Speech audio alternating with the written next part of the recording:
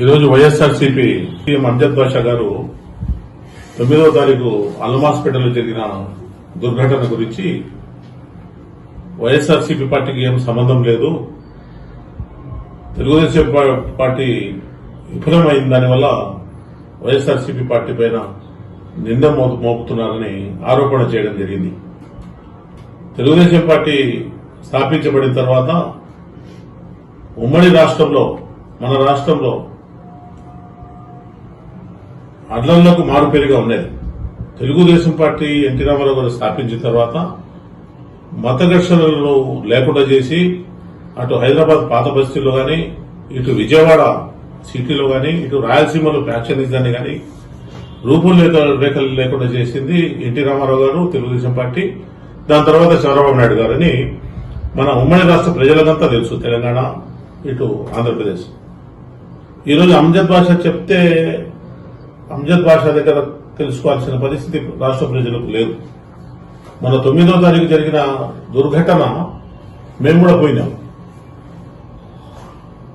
2019లో చంద్రబాబు నాయుడు గారు అల్మాస్పేట సర్కిల్ను మా ప్రభుత్వం వస్తే నేను అభివృద్ధి చేస్తాను, అల్మాస్పేట సర్కిల్లో తీసేసి టిప్పు సుల్తాన్ సర్కిల్ పెడతామన్న మాట వాస్తవం. దురదృష్టవశాత్తు మా ప్రభుత్వం రాలే. వైఎస్ఆర్ ప్రభుత్వం వచ్చి 5 సంవత్సరాలు. 5 సంవత్సరాలు వైఎస్ఆర్ ప్రభుత్వం అయిపోయిన తర్వాత మళ్లీ 1.5 సంవత్సరం, 2 సంవత్సరాలు దగ్గర 20 నెలలు మేయర్గా గాని, స్థానిక కార్పొరేటర్లుగా గాని వాళ్లే ఉన్నారు అధికారం. వాళ్ళు అప్పటి నుంచి దగ్గర 7 సంవత్సరాలు ఈ ఉప ముఖ్యమంత్రి 5 సంవత్సరాలు ఉంటూ, మేయర్ వాళ్ల మంచిగా ఉంటూ, మెజారిటీ కార్పొరేటర్లతో ఉంటూ ఎందుకు అల్లం హాస్పిటల్ను టిప్పు సుల్తాన్ సర్కిల్ గా పెట్టలేకపోయినారు? నిన్న హనుమాన్ జయంతి సందర్భంగా కొంతమంది మిత్రులు, హిందూ మిత్రులు హనుమాన్ జయంతి వేడుకలు చేసుకుంటా ఉంటే ఈ అల్లరి మూకలను ఎవరు రెచ్చగొట్టారు? ఎందుకు ఈ పరిస్థితి అక్కడ దాపురించింది? ఎవరు వచ్చినారు? ఎవరైనా తప్పు చేస్తే కలెక్టర్లు ఉన్నారు, ఎస్పీలు ఉన్నారు, ప్రభుత్వాలు ఉన్నాయి. మనకు కావాల్సిన సౌకర్యాలు ఏదైనా కావాలంటే ప్రభుత్వం ద్వారా చేసుకోవాలా? ఎవరైనా తప్పు చేస్తే వారి మీద కంప్లైంట్ ప్రభుత్వానికి అక్కడ ఉండే స్థానికులు గాని, ప్రజలు గాని ఇవ్వాలా? అది లేకుండా డైరెక్ట్ గా అక్కడ వచ్చి పోలీసుల మీద రాళ్లు రువ్వటము, తెలుగుదేశం పార్టీ డౌన్ అని నినాదాలు చేయటము, ఇవన్నీ ఎవరు చేసినట్టు భావించాలా? ఈరోజు అంజద్ బాషా గారు మా మీద ఆరోపణలు చేస్తా ఉన్నారు. అధికారం ఫెయిల్యూర్ అయిపోయింది కాబట్టి మా మీద నిందారోపణలు చేస్తున్నారు అనేది ఎంతవరకు సబబు?